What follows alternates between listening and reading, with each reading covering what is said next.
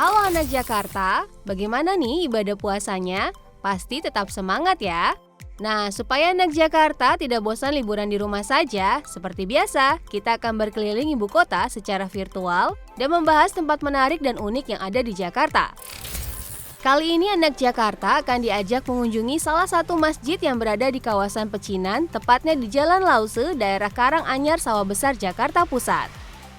Bagi anak Jakarta yang pernah melintas di kawasan ini, pasti akan melihat sebuah ruko yang didominasi dengan ornamen berwarna merah, kuning, dan hijau. Tapi jangan salah ya anak Jakarta, bangunan tersebut bukanlah kelenteng ataupun vihara, melainkan sebuah masjid.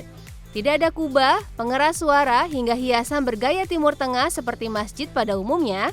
Jadi penasaran ya, kenapa masjid ini punya arsitektur yang begitu unik? Untuk menjawab semua rasa penasaran kita, simak penjelasan berikut ini yuk!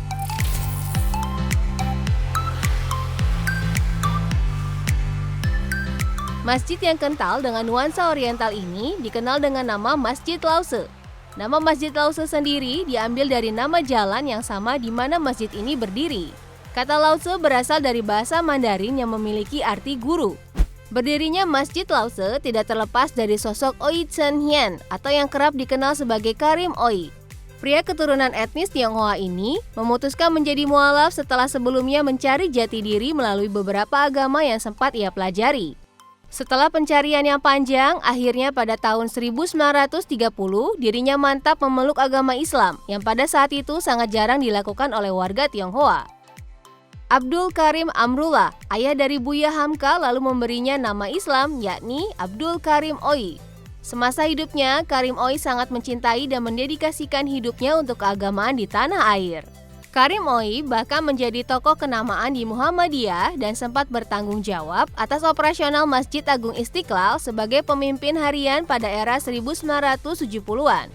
Selain itu, pria kelahiran 6 Juni 1905 ini juga mendirikan organisasi etnis Tionghoa Islam yang disebut Persatuan Islam Tionghoa Indonesia atau PITI. Tidak selesai sampai di situ ya anak Jakarta. Pria asal Padang Panjang, Sumatera Barat ini juga merupakan salah satu tokoh nasional yang memperjuangkan kemerdekaan negara Indonesia bersama Soekarno dan Buya Hamka.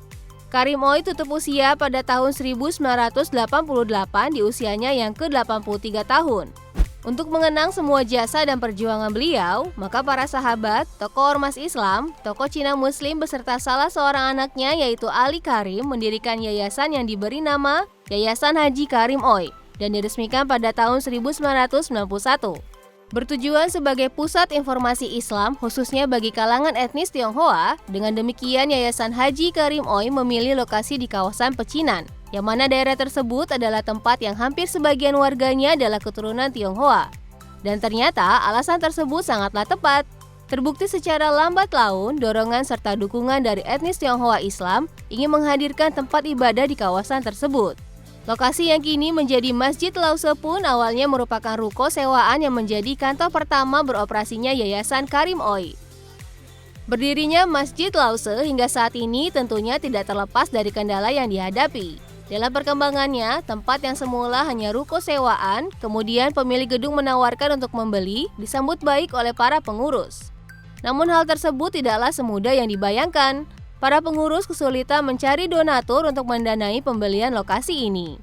Alhasil, Ali Karim selaku ketua yayasan sekaligus anak dari Karim Oi berinisiatif untuk mengirimkan surat pada presiden yang saat itu dijabat oleh Soeharto. Beliau mencurahkan seluruh permasalahannya dan meminta bantuan agar permasalahan pembelian ruko untuk Masjid Lause terselesaikan. Gayung pun bersambut. Selang seminggu kemudian, jawaban bantuan datang dari B.J. Habibie yang kala itu menjabat sebagai Menteri Riset dan Teknologi Menristek. Masalah pun terselesaikan dan kini ruko di mana Masjid Lause berdiri sudah resmi menjadi milik Yayasan Karim Oi. Pemilihan warna yang terkesan mirip bangunan kelenteng rupanya memang sengaja dipilih oleh pengurus Masjid Lause. Tujuannya untuk mempermudah syiar Islam dan alasan lain agar warga etnis Tionghoa yang baru mengenal dan mempelajari Islam merasa nyaman serta tidak merasa canggung saat berkunjung. Interior bagian dalam masjid didominasi warna putih dan setiap sisi tembok diberi ornamen lis kayu berwarna merah yang dibentuk menyerupai kubah. Tidak hanya melakukan penyesuaian dari segi warna, berbagai ornamen khususnya kaligrafi dengan aksara Mandarin pun cukup banyak menghiasi bagian dinding dalam gedung.